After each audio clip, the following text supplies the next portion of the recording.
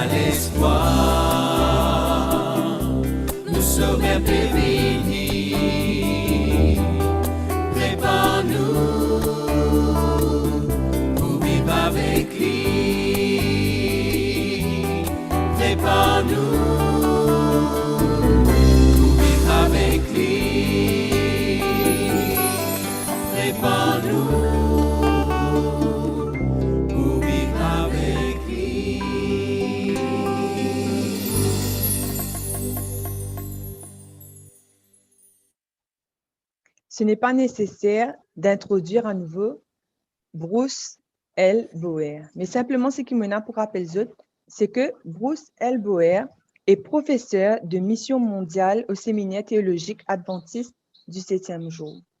Et aujourd'hui, il peut partager avec nous un séminaire sur l'engagement dans la mission avec le pouvoir et l'autorité du Christ. Je me laisse la parole.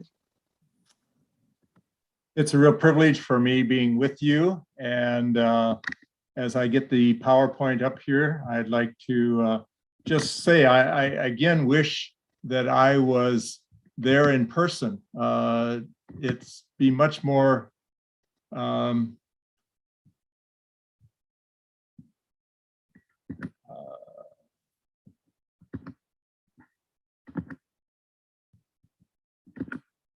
we go. It would be much, oh, I'm having a little problem here. Let me see here.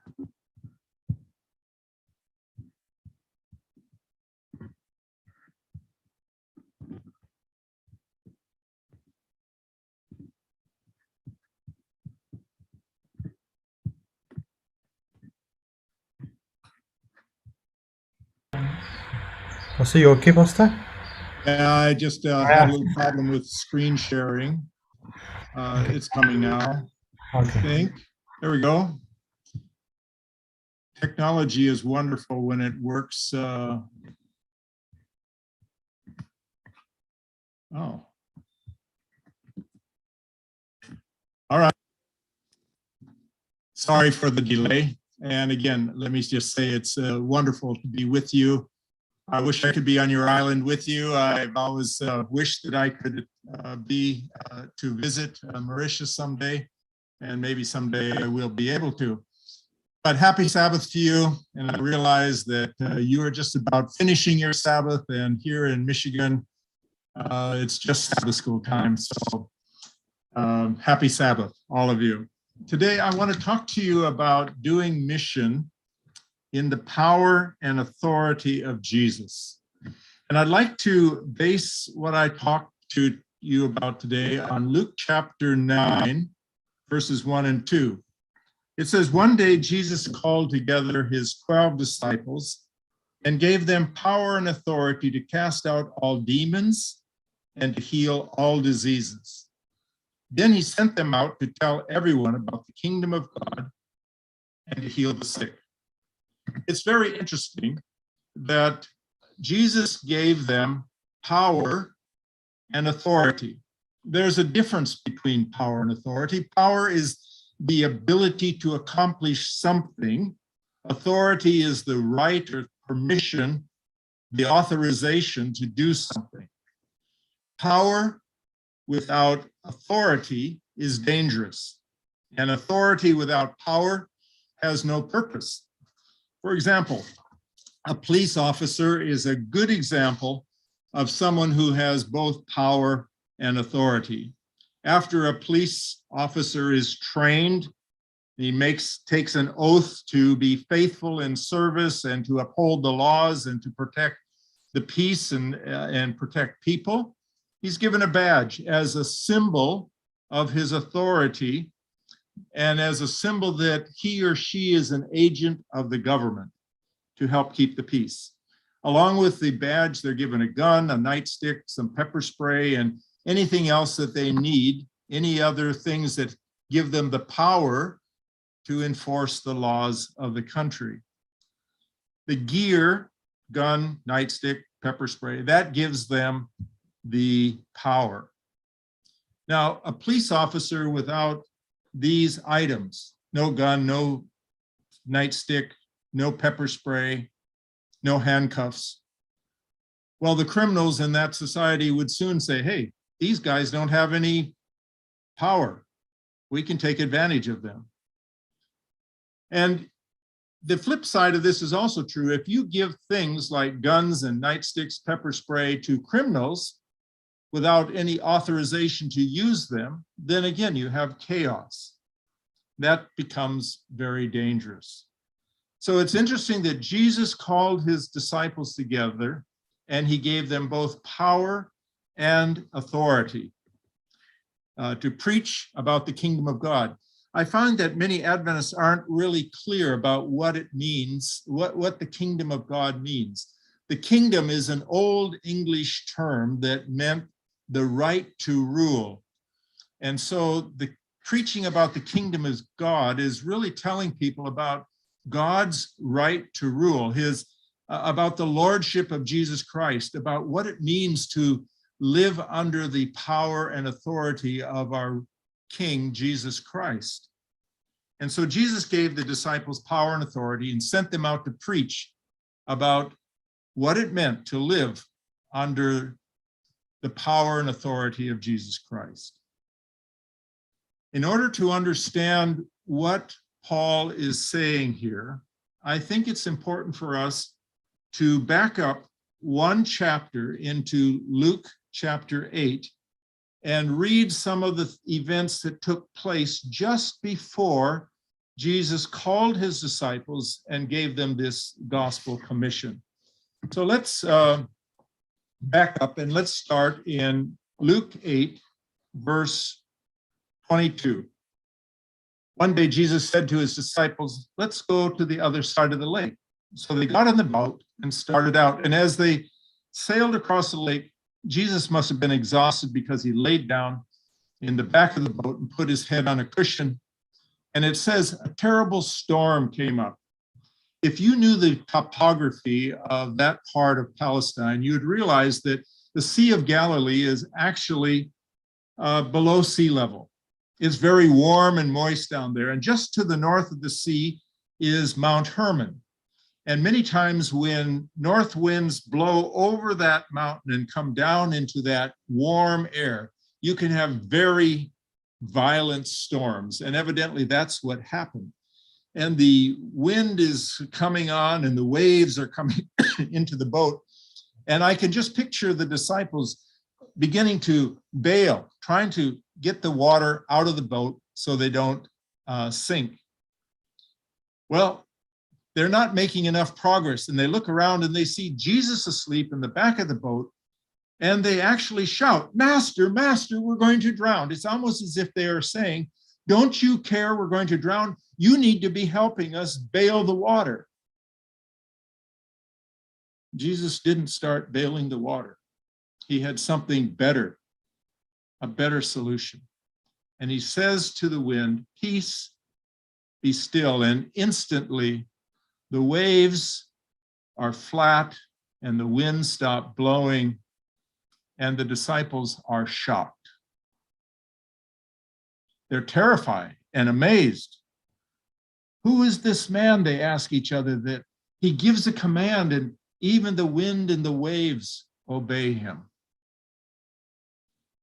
And so in this story, we see that Jesus had power and authority over the power of nature, wind, waves. Well, they continue on across the lake, and as the boat comes ashore, they're greeted by a demonized man.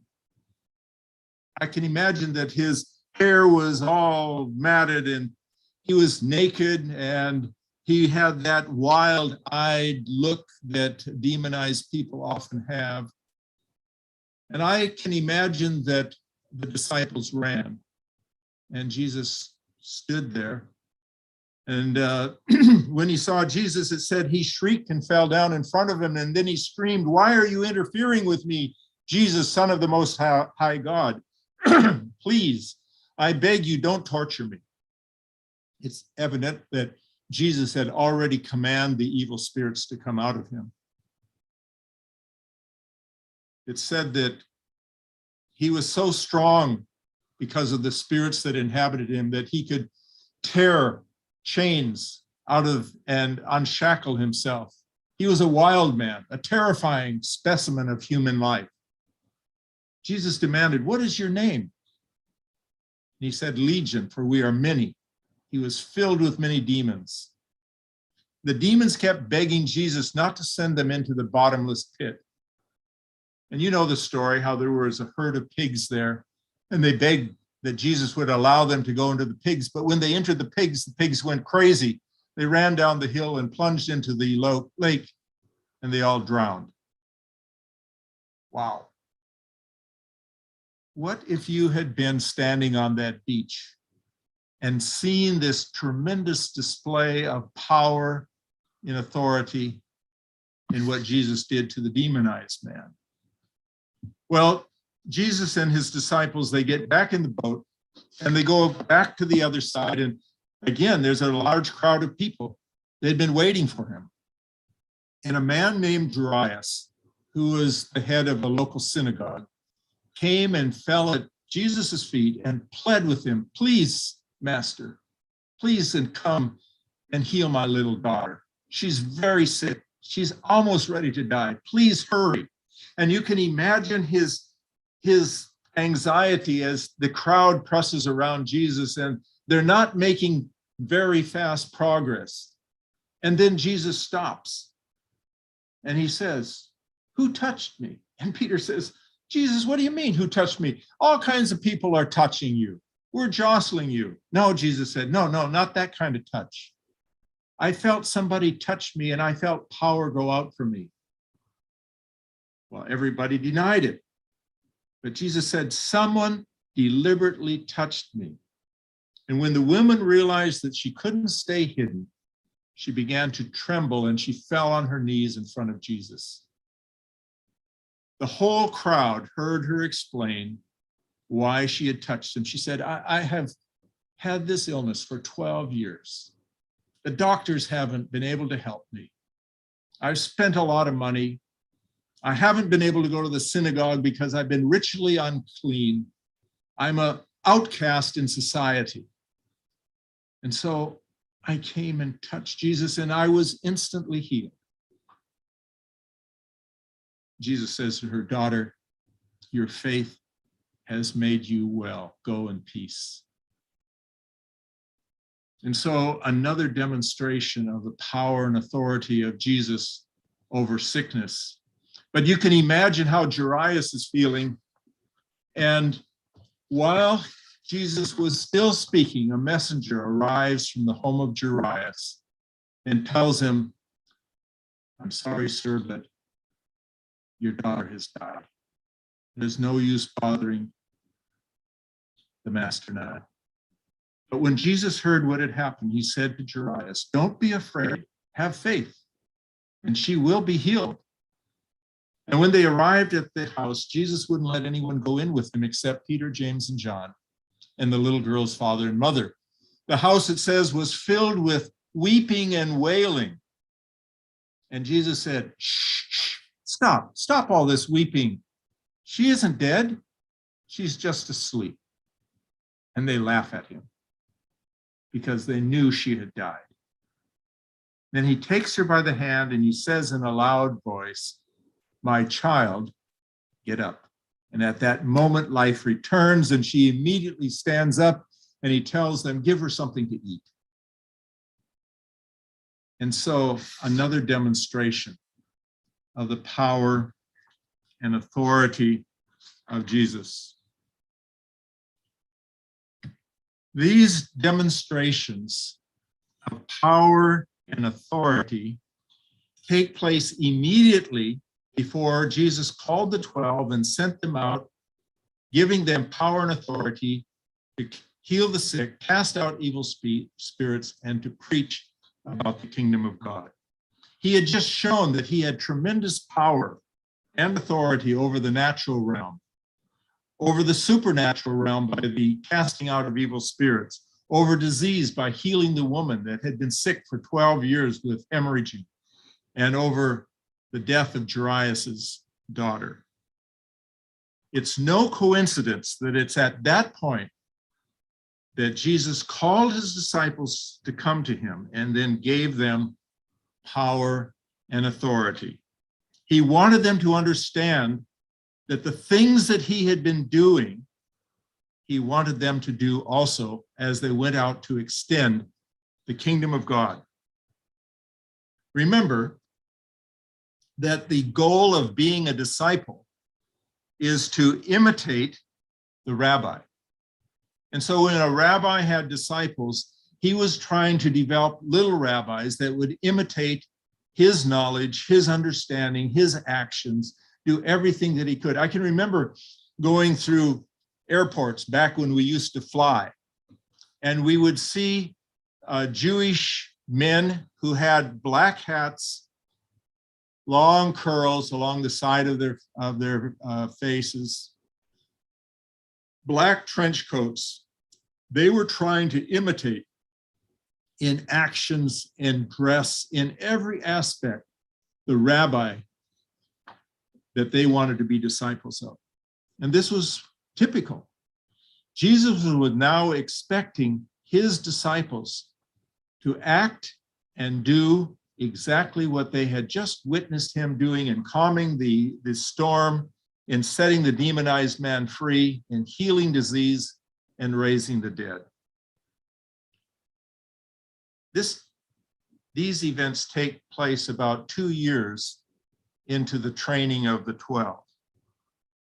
He wanted them to realize that they weren't to just observe, they were to now go out and do it. And I think this says something to us about our seminars. I think Adventists, as Adventists, we have a lot of seminars, a seminar on this and a seminar on that, and we hear and hear and hear, and we don't often do anything about it. Jesus didn't teach that way. He demonstrated, and then he said, now go do it. He knew that he would soon be leaving Galilee, where the people were very enthusiastic about his ministry. And he'd be going down to down to Jerusalem, where the religious leaders were not as happy with him. In fact, they were hostile to him because Jesus had taken a lot of their followers. He had criticized them. He had called them a brood of vipers. They didn't appreciate that. In fact, they were already planning on killing him. And Jesus knew that soon he would be going into that hostile environment. And so before he went there, he sent his disciples out on a short training mission. They needed to learn by doing it. And so we have that text where Jesus called the disciples, gave them power and authority, and sent them out to use it in healing, delivering, and preaching. Think about what the disciples would have been thinking about when Jesus gave them that power and authority. In the last few days, they had seen Jesus do incredible things. They'd seen tremendous demonstrations of the power of God. And he was constantly talking about the kingdom of God, how it was different, how it was living under the power and authority, the lordship of Jesus Christ. And then Jesus commissions them and says, now I want you to go out and I want you to do the very same things that you have just seen me do. They were to go out and teach, not what they wanted to do. They were to share his message. They were to go out and do the things that he had been doing, but not in their power, but in the power and authority of Jesus. And so this training exercise that they went out was specifically for the 12 disciples. About a year and a half later, the power and authority that the disciples were given became permanent for those disciples and their disciples and the disciples, all down through the generations. Because Jesus told them that he had given them everything that the Father had given him. And they were to give that to their disciples and the next generation and so on. Notice what it says here in John 14:12-14. I tell you the truth. Anyone who believes in me will do the same work I have done, and even greater work, because I'm going to be with the Father. I want to ask you seriously, as you've read that text before, do you really believe that? That God is saying, Jesus is saying that you will do the same works that Jesus did. That means you can stop a storm, cast out an evil spirit. The power of God can heal through you. And yes, you can even raise the dead. You can ask for anything in my name and I will do it, so that the Son can bring glory to the Father. Yes, he says, ask me for anything in my name and I will do it. Jesus was giving them authority and power to carry on his mission. And his name represents him. To do or ask something in the name of Jesus meant to present themselves as his agent, doing his will, sharing his message, and doing the things that Jesus did. Here I have two keys. These are keys to the seminary building that were given to me as a professor here at Andrews University. These keys allow me to unlock the outside doors and all the classrooms and my personal office in the mission suite in the building. Now, the university is very careful who they give these keys to. They don't give them to just anybody. If you walked in and asked if you could have keys to the seminary, they wouldn't give them to you. They said, no, we only give those to people that we are expecting to carry out a certain task or a certain responsibility, and people that that we know, and so they're very particular about that. And that's what Jesus's name is like. It's a key that unlocks spiritual power and authority. When you go out in Jesus's name, you are going out with his power, his authority to perform the tasks that he wants you to do in your community. And so really the name of Jesus Christ, when we call ourselves Christians, people who are followers of Jesus Christ, it speaks about a relationship. Those in an intimate relationship with Jesus Christ can minister in the power and authority of Jesus. When Jesus told his disciples that whatever they asked in his name, they could do it, they understood that he was saying, look, as long as you stay connected with me, as long as you do my will, as long as you do what you hear the Holy Spirit telling you to do, you can ask anything in my name and I will do it. They had already had one very embarrassing experience. I think you know the story about the Mountain of Transfiguration. Jesus went up on the mountain with, who did he take with him? Peter, James, and John, the favorites of Jesus. And remember, just before that, Mrs. Zebedee came and said, you know, Jesus, I would really like one of my sons to sit on the right side and one on the left. How do you think the other disciples took that jockeying for power and position? I'm sure there was jealousy and there was contention. Who is going to be the prime minister of this kingdom? Well, they had the kingdom all wrong. And so there was this arguing, this seeking after position and power. And there is nothing that will kill the spiritual power and authority of Jesus Christ quicker in our lives as ministers than seeking after earthly power and position.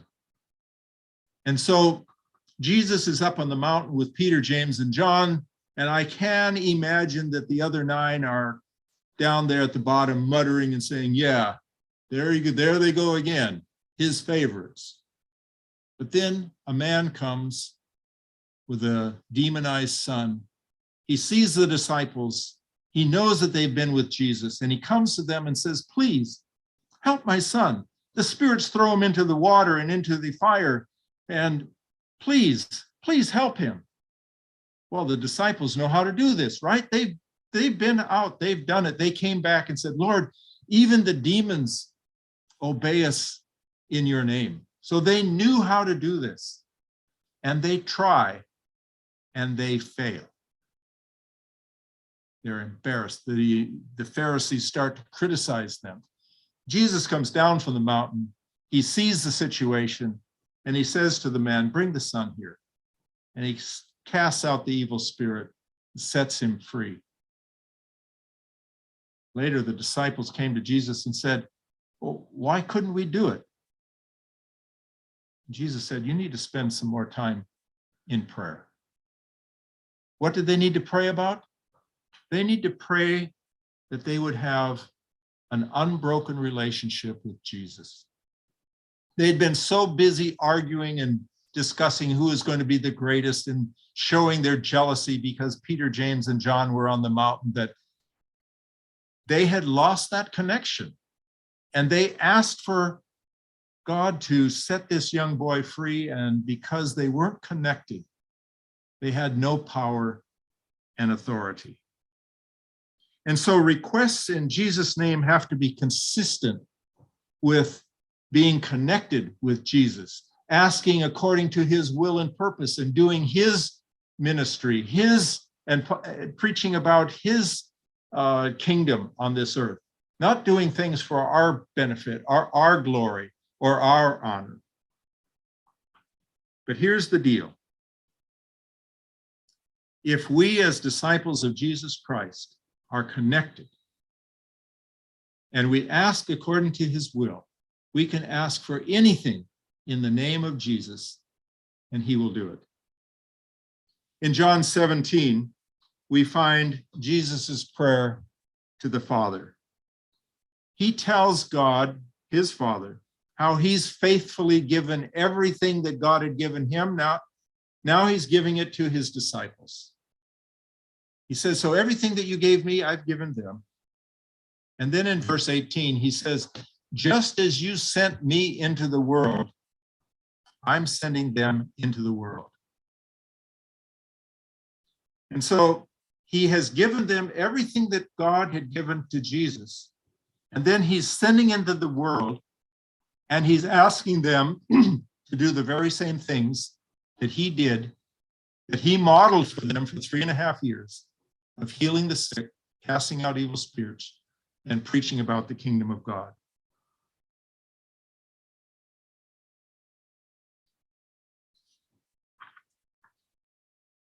And then he says, I am praying not only for these disciples, but also for all who will ever believe in me through their message.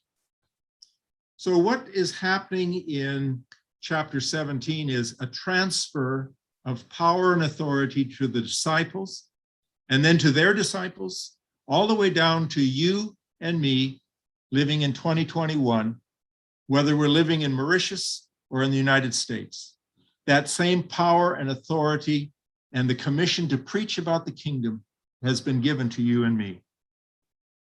Even though the original disciples have died, the mission continues. The authority and power given to the 12 is now passed on to you and to me and to each succeeding generation of disciples of Jesus Christ. That means that you as a disciple of Jesus Christ are given power and authority to minister in the name of Jesus. Why is this important?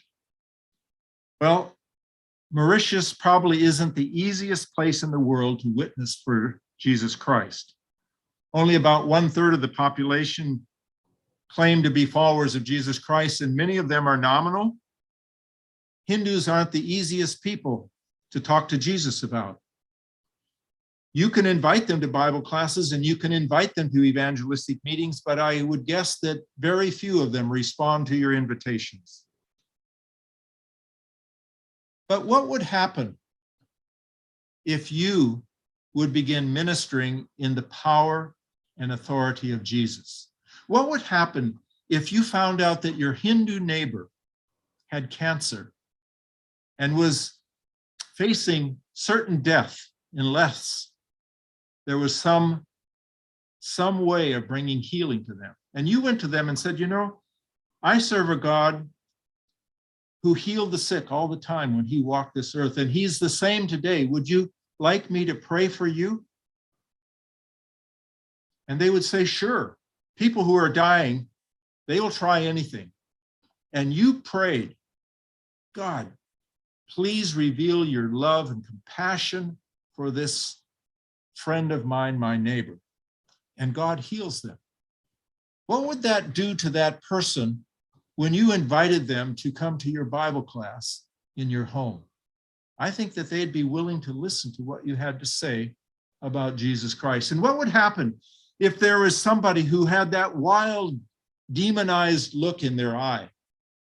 Maybe it's a young boy who's gotten involved in some occult activity, and you would say to them, to the parents, I know a God who set people just like your son free.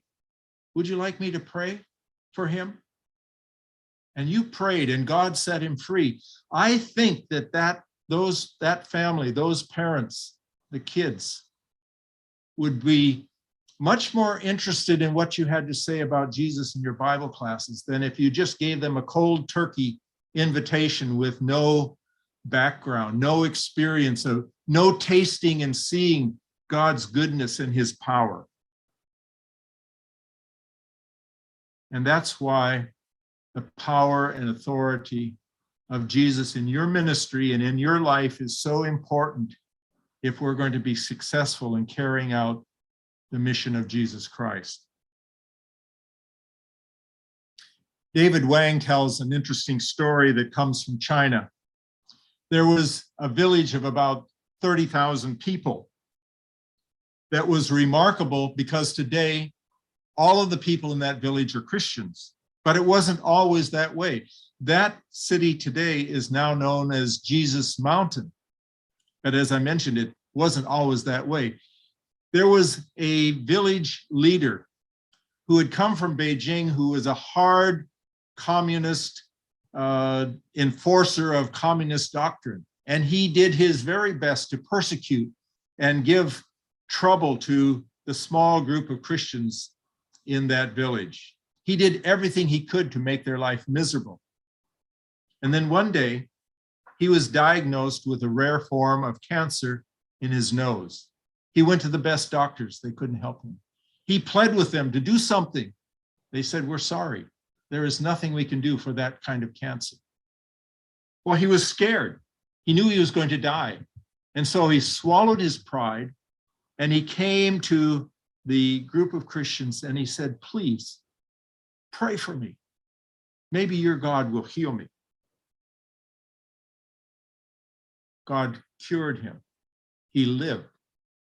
And he went through that village telling what Jesus had done for him. And that was the catalyst for bringing that village to faith in Jesus Christ.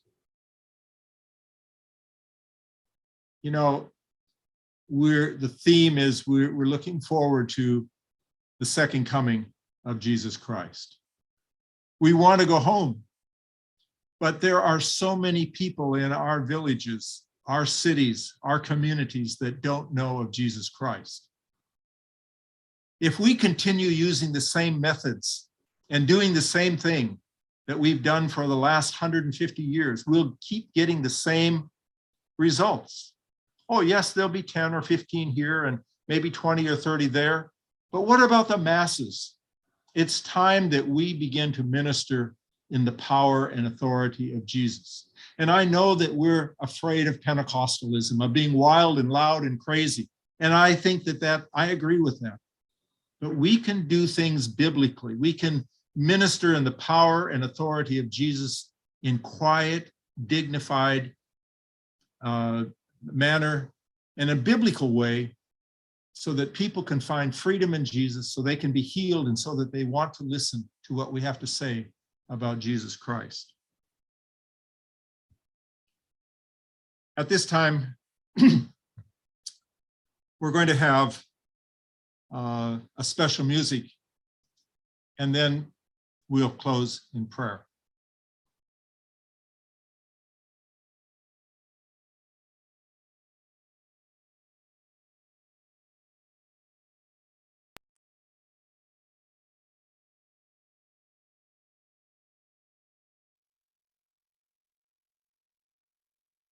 If words could describe the longing in my heart for the place prepared for me, when I think of heaven's glory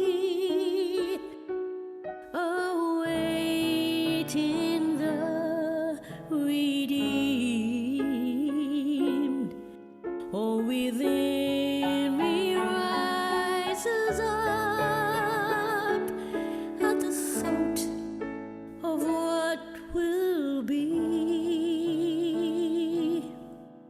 How I long for the new Jerusalem, just to see my Savior's face. All my heart is in Jerusalem, my home, my resting place.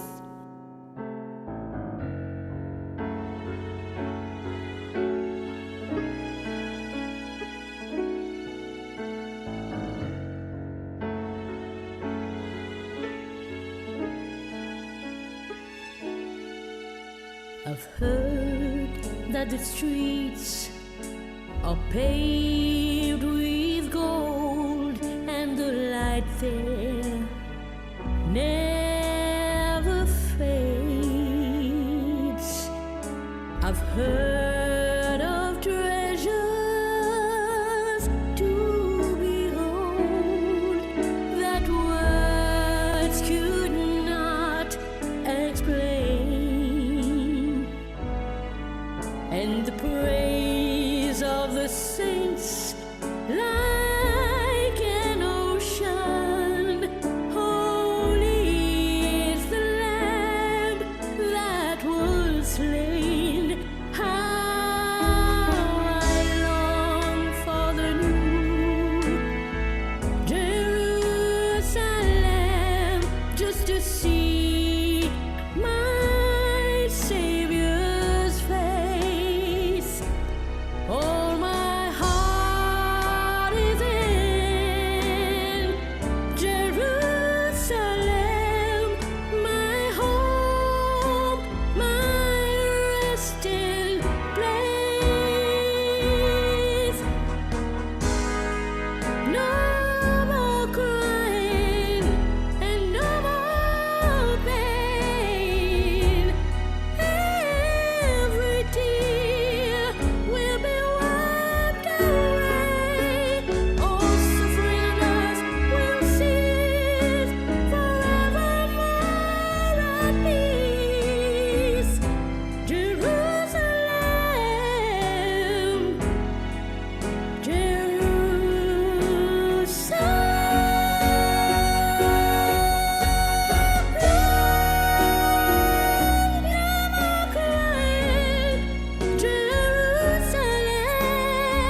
just to see my Savior's face.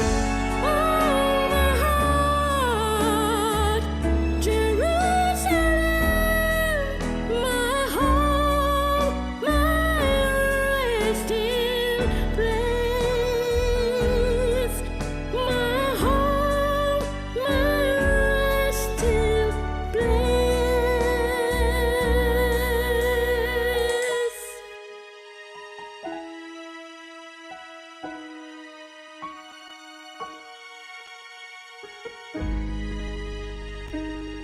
My resting place.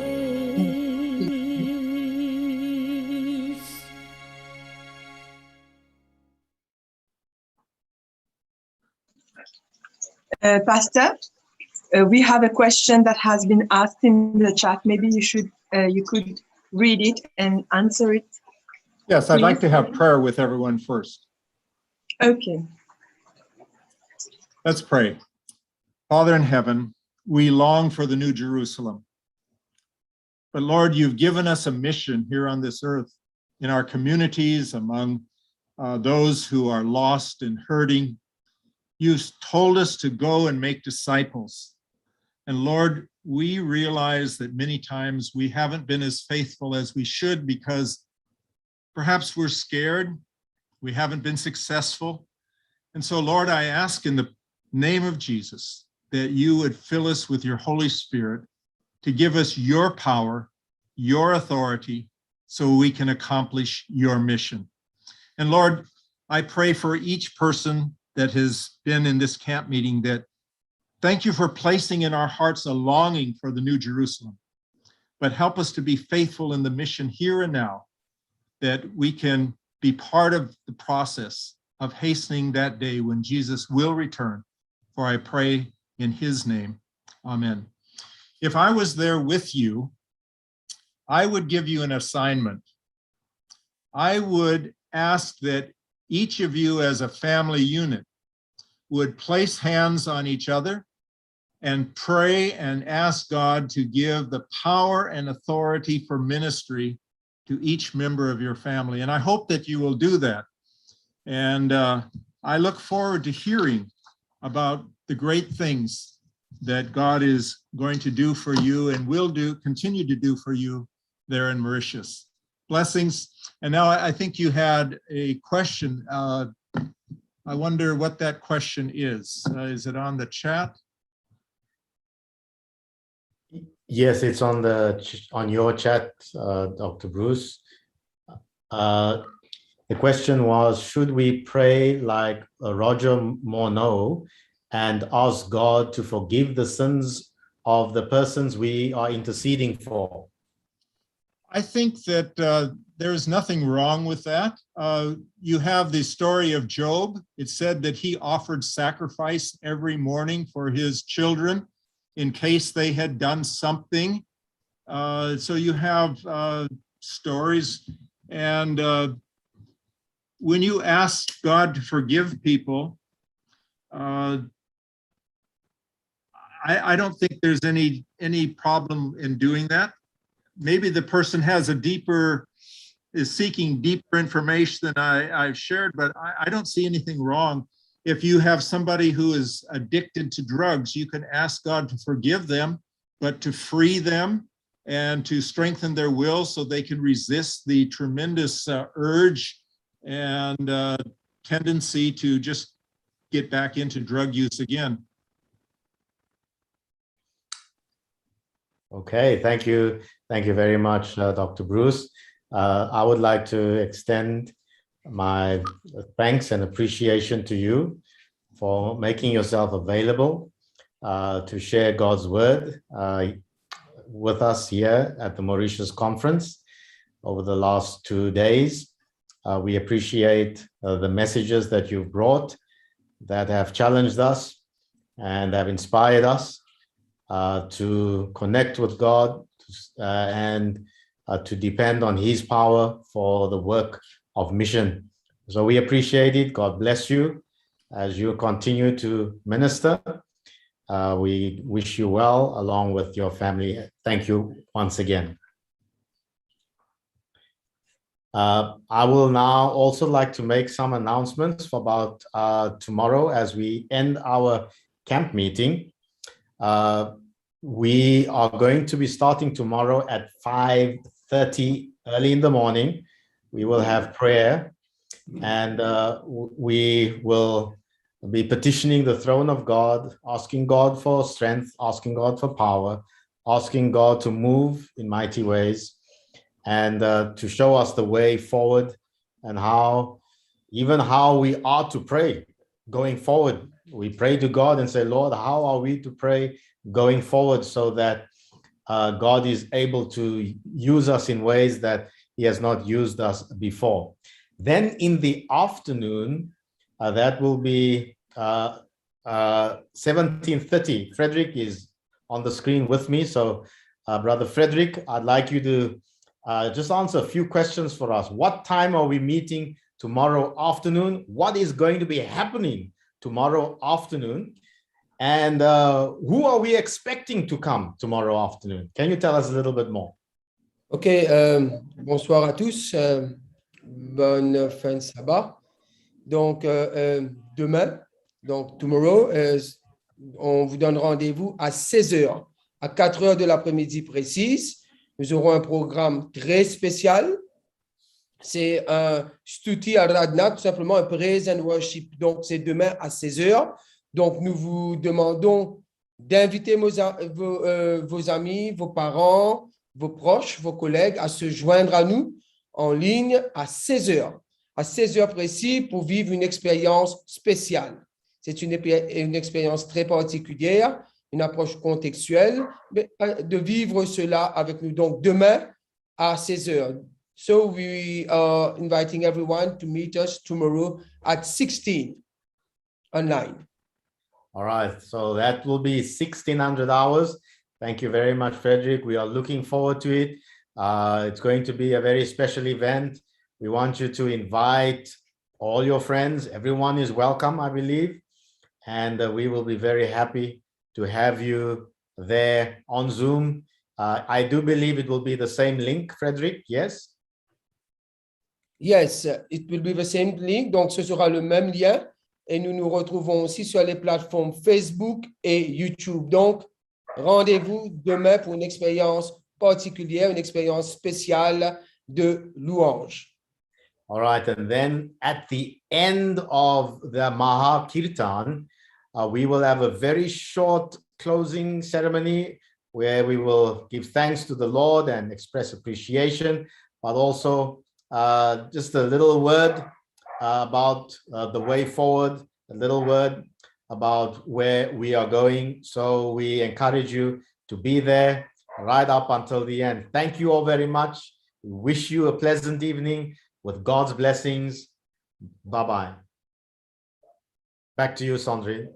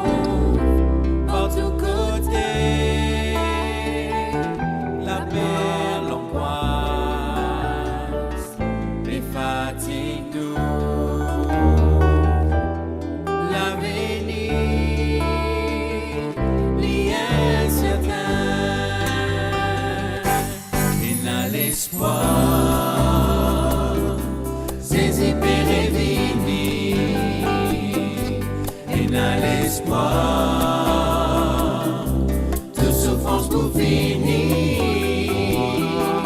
et n'a l'espoir, nous sauver prévenir. Prépare-nous pour vivre avec lui. Prépare-nous pour vivre avec lui.